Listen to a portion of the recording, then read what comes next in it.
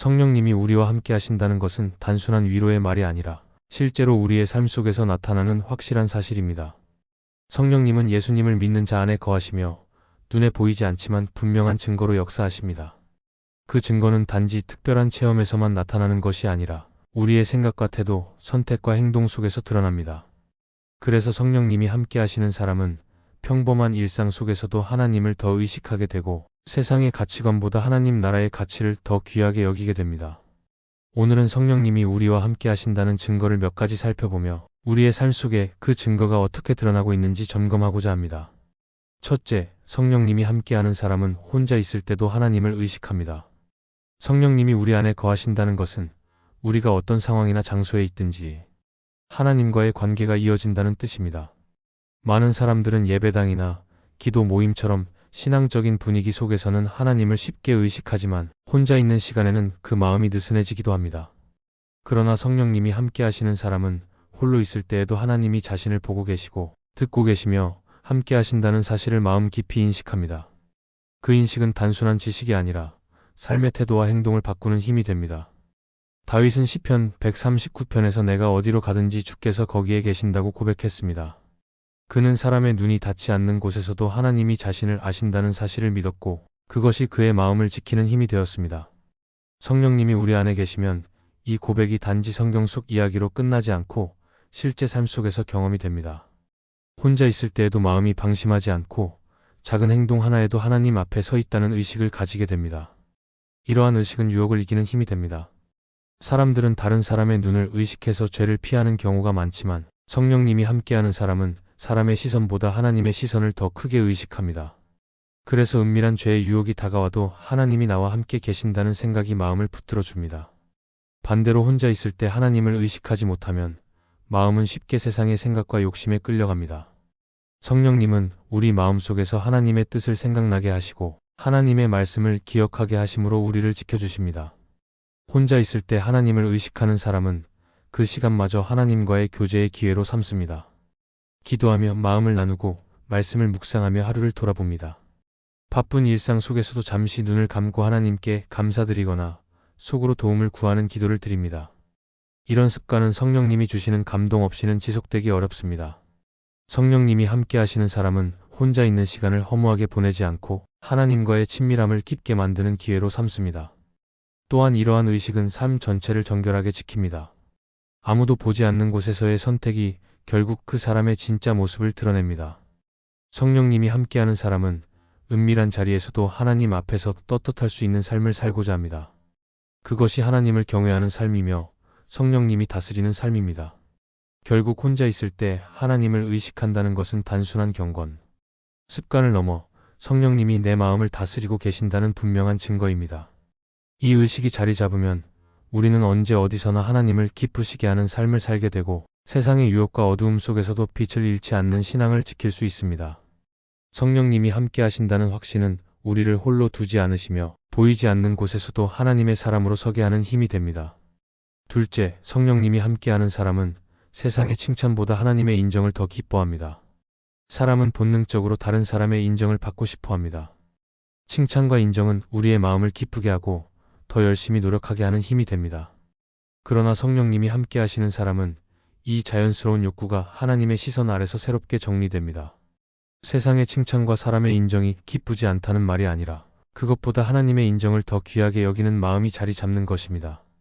성경 속 다니엘의 삶이 이 모습을 잘 보여줍니다. 그는 바벨론의 포로로 끌려가 총리의 자리에 오를 만큼 뛰어난 지혜와 실력을 가졌지만 사람들의 평가보다 하나님의 기준을 우선했습니다.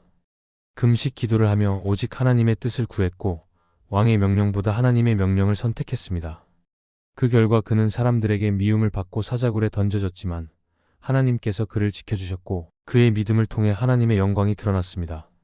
다니엘이 세상의 칭찬보다 하나님의 인정을 더 기뻐했기 때문에 그는 어떠한 상황에서도 믿음을 지킬 수 있었습니다.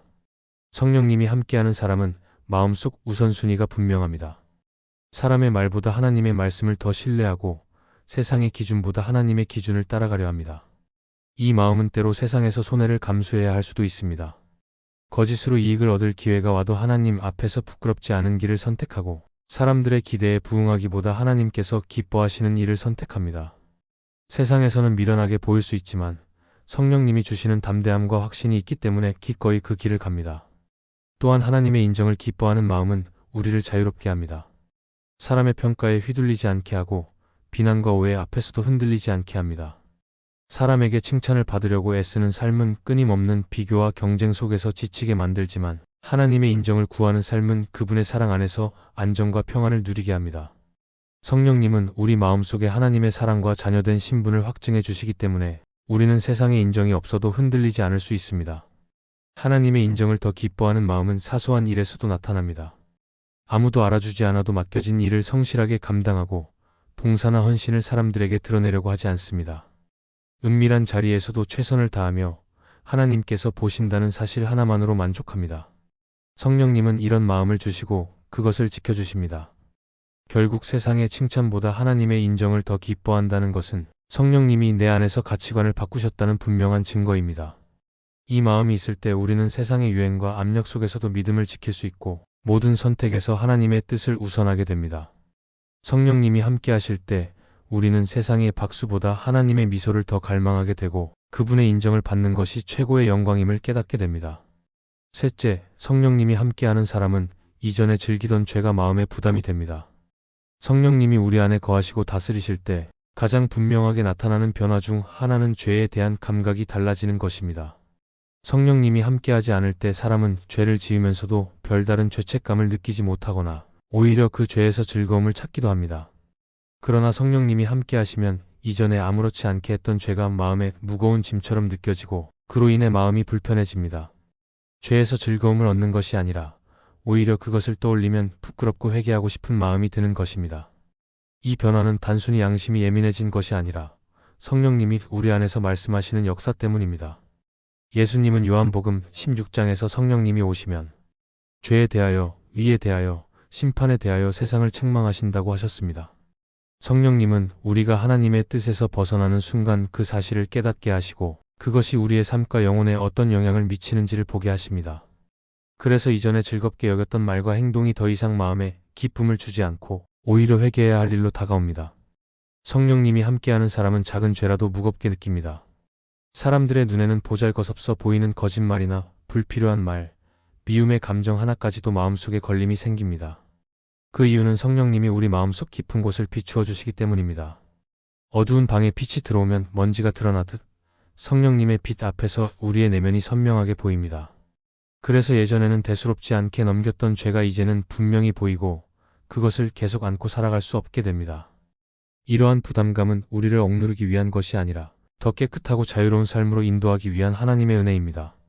죄가 마음에 부담이 될 때 우리는 그 죄를 버리고 하나님께로 돌아가고 싶은 마음이 생깁니다. 사도 바울도 로마서 7장에서 자신의 죄성을 깨닫고 탄식했지만 동시에 예수 그리스도 안에서 자유함을 얻었다고 고백했습니다. 성령님은 우리가 죄에 눌려 절망에 머물지 않도록 회개의 길과 은혜의 길을 보여주십니다. 이전에 죄가 마음에 부담이 되는 것은 우리의 신앙이 성숙해졌다는 증거이기도 합니다. 세상은 죄를 합리화하고 정당화하려 하지만 성령님이 함께하시는 사람은 죄를 합리화하지 않고 인정하며 하나님 앞에서 해결하려고 합니다. 그래서 성령님이 주시는 깨달음을 따라 작은 잘못이라도 빨리 회개하고 다시는 같은 죄에 빠지지 않도록 경계합니다. 결국 이전에 즐기던 죄가 마음에 부담이 된다는 것은 성령님이 지금도 우리 안에서 역사하고 계시다는 분명한 증거입니다. 성령님이 계시지 않으면 죄는 여전히 즐거움이 되고 마음에 아무런 부담을 주지 않습니다. 그러나 성령님이 함께 하시면 죄에 대한 우리의 태도와 감정이 완전히 바뀌고 우리는 점점 더 거룩한 삶을 향해 나아가게 됩니다. 이 변화는 우리를 하나님께 더 가까이 가게 하며 성령님과의 동행이 계속되고 있다는 확실한 표가 됩니다. 넷째, 성령님이 함께하는 사람은 세상의 가치보다 하나님 나라의 가치를 소중히 여깁니다. 사람은 누구나 자신이 중요하게 여기는 가치에 따라 선택하고 살아갑니다. 세상은 성공, 부, 명예, 편안함을 최고의 가치로 내세우고 그것을 얻기 위해 끊임없이 경쟁하고 노력하라고 말합니다. 그러나 성령님이 함께하는 사람은 마음속 우선순위가 바뀝니다. 눈에 보이는 이익과 세상의 인정보다 하나님의 뜻과 영원한 가치를 더 귀하게 여기게 됩니다. 이 변화는 단순한 생각의 변화가 아니라 성령님이 주시는 새로운 마음과 시선에서 비롯됩니다. 예수님은 마태복음 6장에서 먼저 하나님의 나라와 의를 구하라고 말씀하셨습니다. 이는 세상의 것을 완전히 무시하라는 말이 아니라 무엇을 먼저 구할지, 무엇을 가장 귀하게 여길지를 분명히 하라는 뜻입니다. 성령님이 우리 안에 거하시면 우리의 마음은 점점 하나님 나라의 가치와 맞춰집니다. 세상의 기준으로 보면 손해처럼 보이는 선택도 기꺼이 하게 되고 하나님께서 기뻐하시는 길을 가기 위해 편안함을 내려놓을 수도 있습니다. 성경 속 모세의 선택이 그 좋은 예입니다. 그는 애굽 왕궁에서 부와 권력을 누릴 수 있었지만 하나님의 백성과 함께 고난받는 길을 택했습니다. 히브리서 11장은 모세가 그리스도를 위해 받는 수모를 애굽의 모든 보화보다 더 큰 재물로 여겼다고 말합니다. 성령님이 함께 하시면 이와 같이 눈앞의 영광보다 하나님의 영광을 선택하는 마음이 생깁니다. 팀 켈러는 하나님을 말하다에서 이렇게 말했습니다. 하나님을 아는 사람은 세상에서 누릴 수 있는 것보다 하나님이 주시는 만족을 더 깊이 경험한다. 세상이 주는 보상은 잠시뿐이지만 하나님 나라의 가치는 영원하다는 것입니다. 성령님이 우리 안에 계시면 이 사실이 단순한 지식이 아니라 실제 삶의 기준이 됩니다. 그래서 물질과 시간, 재능을 사용할 때도 나를 위한 소비보다 하나님 나라를 위해 어떻게 쓸지를 먼저 고민하게 됩니다. 이러한 가치는 우리의 삶의 방향을 바꿉니다. 직장에서 일할 때도 단순히 성과와 승진만을 목표로 하지 않고 하나님의 사람으로서 정직과 성실을 지키며 동료를 사랑하고 섬기는 일을 소중히 여깁니다. 가정에서도 세상의 교육과 성공 기준만을 따르지 않고 자녀가 하나님을 경외하며 바른 믿음 안에서 자라도록 돕습니다. 결국 세상의 가치보다 하나님 나라의 가치를 소중히 여긴다는 것은 성령님이 내 마음을 다스리고 계신다는 분명한 증거입니다. 세상 속에서 살아도 세상의 기준에 휘둘리지 않고 하나님 나라를 향한 방향을 잃지 않게 하시는 분이 성령님이십니다. 이 마음이 있을 때 우리는 세상의 변화와 압력 속에서도 하나님이 기뻐하시는 길을 걸어갈 수 있고 그 길 끝에서 영원한 상급을 얻게 됩니다. 성령님이 우리와 함께 하신다는 증거는 멀리서 찾을 필요가 없습니다. 혼자 있을 때도 하나님을 의식하고 세상의 칭찬보다 하나님의 인정을 더 기뻐하며 이전에 즐기던 죄가 마음에 부담이 되고 세상의 가치보다 하나님 나라의 가치를 소중히 여기는 변화 속에 분명하게 드러납니다. 이러한 증거들은 성령님이 우리 안에서 실제로 역사하시고 우리의 마음과 삶을 새롭게 빚어 가신다는 표입니다. 그러므로 우리는 날마다 성령님의 인도하심에 귀 기울이고 그분이 주시는 깨달음과 감동을 따라 살아가야 합니다. 성령님과 동행하는 삶은 세상에서는 이해받지 못할 때도 있지만 하나님 앞에서는 가장 귀하고 복된 길입니다. 이 길을 끝까지 걸어갈 때 우리는 하나님의 뜻 안에서 흔들리지 않는 기쁨과 평안을 누리게 될 것입니다. 이 말씀이 마음의 은혜가 되셨다면 좋아요와 구독으로 함께 해주세요. 그리고 댓글에 아멘이라고 남겨주시면 하나님의 은혜가 더 많은 사람들에게 전해질 것입니다. 여러분의 삶 위에 하나님의 은혜가 언제나 함께 하시기를 바랍니다. 감사합니다.